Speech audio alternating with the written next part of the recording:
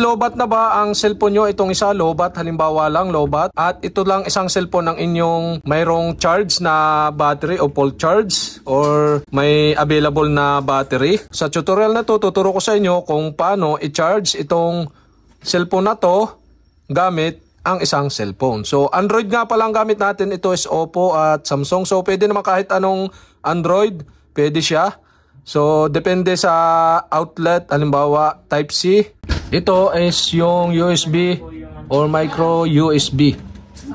Yan. Ito namang isa natin is Type-C. So, okay, paano nga ba siya i-charge? So, okay, gagamit tayo nito. Adapter. So, pwede namang kahit anong klaseng adapter. So, ito may kasamang ganito. Pero pwedeng Type-C. Dahil Type-C yung ating gagamitin na pan-charge.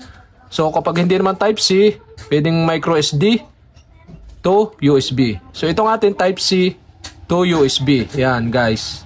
So, dahil may kasama nito, wala tayo nung Type-C to USB lang ay. Kaya, ito yung ating gagamitin.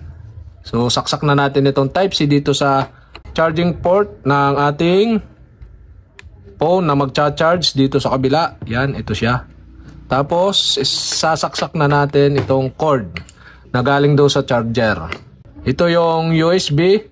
Tapos, ito yung micro USB na sasaksak natin dito sa isang mobile phone. Yan, guys. So, saksak na natin itong USB dito sa adapter na nakakonect dito sa isang cellphone na magcha-charge. So, connect na natin. At once na may connect na, i-connect na rin natin itong micro USB na to dito sa charging port nitong isang cellphone na i-charge natin. Yan guys, so kita naman nyo, nakakonect siya. Yan. So ayun guys, kapag hindi ganyang nag-charge, so mayroon tayong gagalawin. So iba't ibang position nitong ating gagalawin dito sa mobile phone na to na magcha-charge.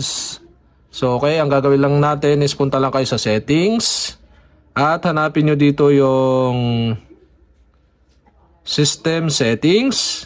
At dito sa system settings, hanapin nyo yung OTG connection. Yan, i-turn on nyo lang tong OTG connection na to para mag-charge itong mobile phone na to. Yan, on lang natin at magcha-charge na siya guys. Yan, kita nyo, bumilog na siya at may kidlat. Ibig sabihin, nagcha-charge na siya gamit itong mobile phone na to. Papunta dito. Yan. So, wait natin na mag-charge at makita yung percent ng battery nitong isang mobile phone natin.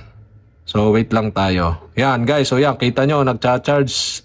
So, 51% pa pala itong isang mobile phone natin. So, pagka-turn on ninyo nung OTG connection. So, iba't ibang position niya. Kaya ang gawin nyo na lang, baka kayo dito sa, halimbawa, punta kayo sa settings at search nyo na lang sa search bar ng settings, OTG. Yan, OTG connection. Yan guys, ganyan ang lalabas. Oh. Yan, kita naman ninyo, nakakonect siya. Ito yung cord ng charger nito. At ito yung nagcha-charge yan. Oh. Yan. Walang ibang connection yan, guys.